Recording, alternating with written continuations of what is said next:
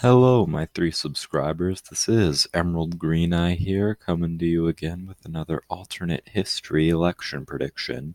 And yes, you read the title correctly, Ted Bundy versus Al Gore in 2000. Now, as we all know, Ted Bundy was a very, very bad man.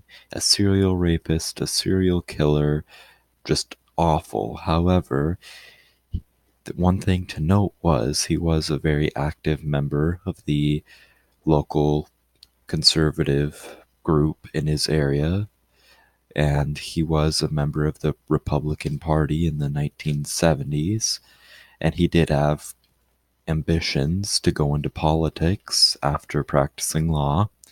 And so in this timeline, Ted Bundy is basically never caught.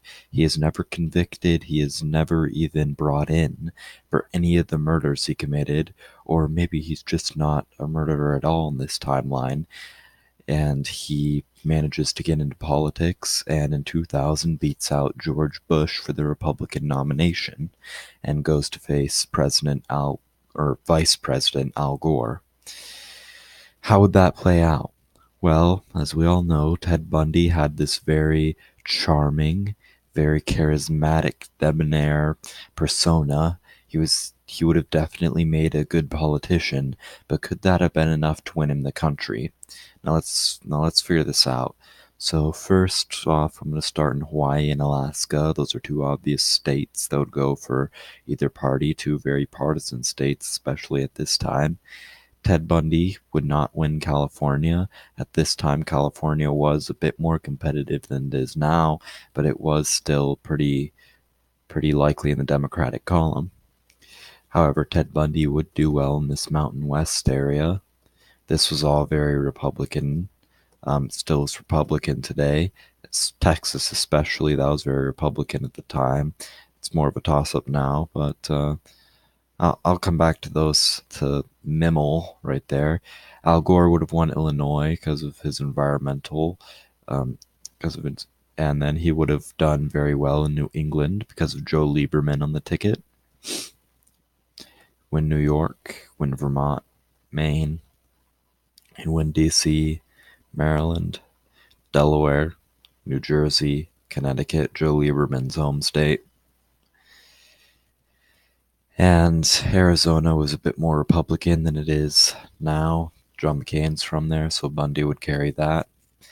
I think that Bundy would also carry the state of Colorado. I'd imagine him campaigning out in the West very heavily, considering he's from the state of Washington. So I think he'd win the state of Colorado. And, I'm not really sure what his immigration policies were, but I'm going to come back to New Mexico, and I think he'd win Nevada. I think his persona could win him over a lot of voters, especially in Reno. He'd win Nevada. I'll come back to those two states there. He's from the Pacific Northwest. Bundy would definitely win the deeper South. Georgia was a lot more Republican then than it is now. So was North Carolina. That would go for him. Al Gore's home state of Tennessee, I'd go back to that. He'd win Indiana. And then he'd also win Kentucky. Al Gore was not liked here in Appalachia, coal country, because of his environmental policies. They did not care for him too much. So what we have right now is Bundy at 166, Gore at 165. Now, I'm going to get into some of these more toss-up states, although not really. Michigan, Minnesota, and Wisconsin were pretty safe Democrat this time. They had a lot of labor unions. They swung very far to the left, more so than they have in recent elections. In fact, they're swinging to the right now. That's only because people are leaving there. But it wasn't. People were leaving here this time, but still they were a bit more democratic. And I think that I I I think that in these other states, well, let me just say, I think Ted Bundy would carry Virginia. That was a safe Republican state at the time. It hadn't gone Democrat since 1964.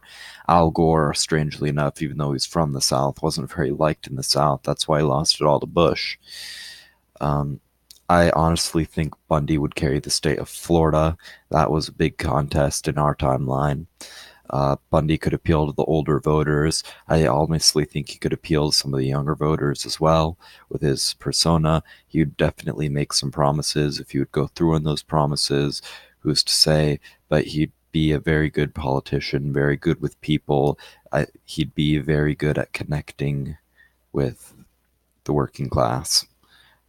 That's just my opinion anyway, since he's from the working class and built his, and he, in this timeline, assumingly built himself up into being a lawyer than a politician, he'd be the ultimate success story, kind of like Donald Trump in our timeline.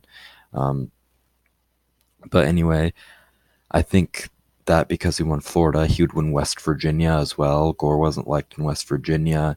The West Virginia did not like his environmental stuff. That's why they voted against him. And then he'd win Ohio. So Florida and Ohio, two big states for Republican victory, but we still have quite a bit to go. Since he's a Western Republican, I see him carrying New Mexico, and I honestly think he'd carry Missouri, and I think he'd have that appeal as a Western Republican and as a more blue collar Republican to carry Iowa.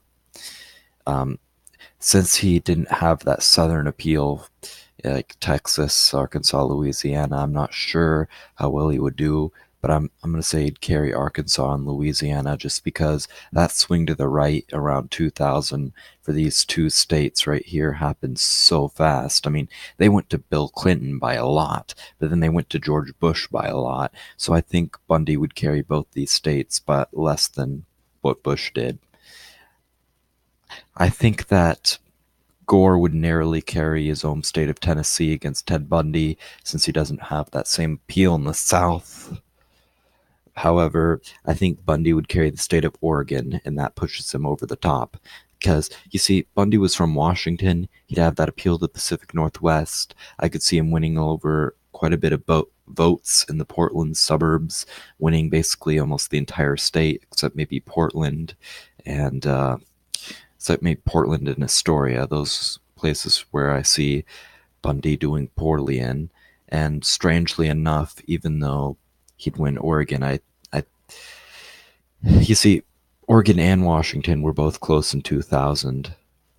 So I honestly think that Washington would go for Al Gore because of his message on the environment, and Washington was swinging further to the left at this time than Oregon.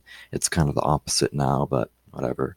And the remaining two states on the map, I think Al Gore would carry New Hampshire. That's mostly because the Joe Lieberman ticket.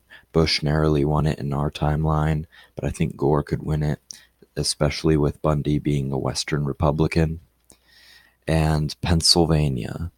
You see, Pennsylvania at this time was extremely Democratic, especially in Philly, Pittsburgh, and I'm not too sure how Erie voted, but I see Gore winning a large part of East and Western PA, and I think the state would go for him.